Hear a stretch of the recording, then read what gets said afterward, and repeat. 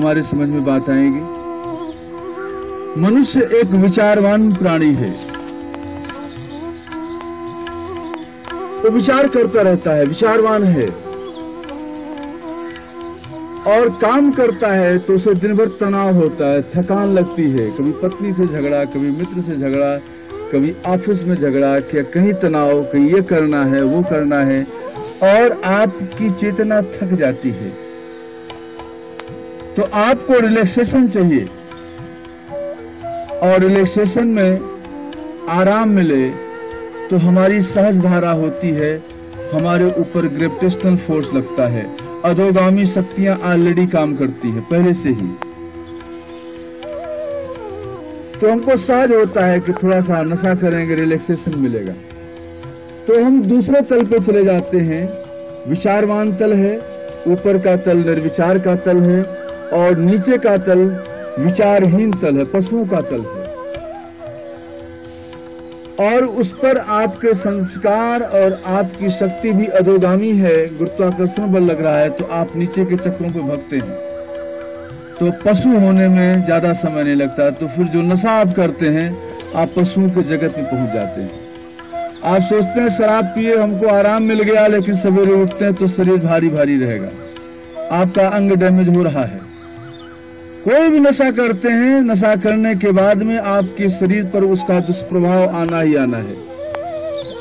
सोचते हैं, सभी समझते हैं, सभी जानते हैं, लेकिन फिर दूसरे दिन करते हैं, बार बार करते हैं, क्योंकि एक शक्ति है भीतर आपके, अधोगामी शक्ति है, गुरुत्वाकर्षण बल है, जो आपको ढकेलती है उस तरफ।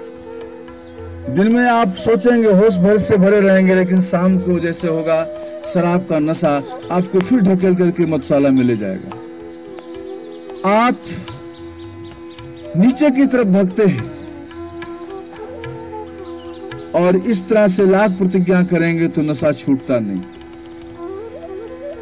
तो ऊर्जा का दमन नहीं, ऊर्जा के प्रति उसके प्रति निंदा नहीं, ऊर्जा का सृजन होना है, ऊर्जा को रूपांतरित करना है।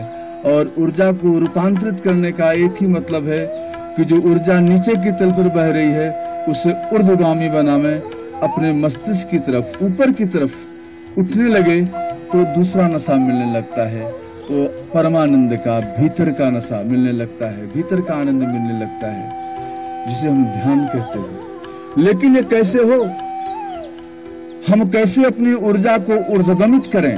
ध्यान रहे, दो तीन बातें हैं। पहली बात, आप अपने चित्त को हल्का रखें, प्रसन्न रखें।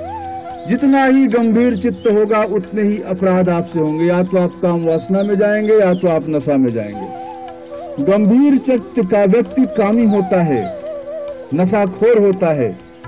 चित्त आपका हल्का होगा तो आपकी ऊर्जा ऊपर की तरफ बहेगी। पहली बात कि आप हल्के फुल्के रहें, प्रसन्न रहें, हंसबा खिलबा धरिबा ध्यान।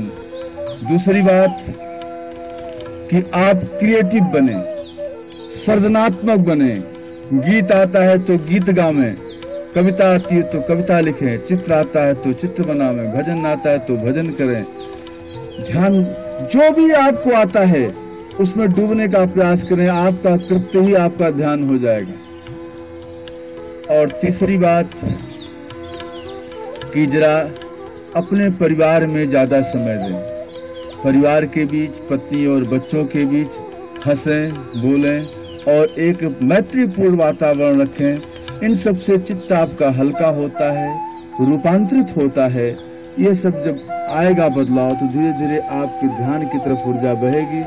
और ध्यान ही एकमात्र है जो काम से और तमाम नशा के विकार से आपको मुक्त कर सकता है। ओम।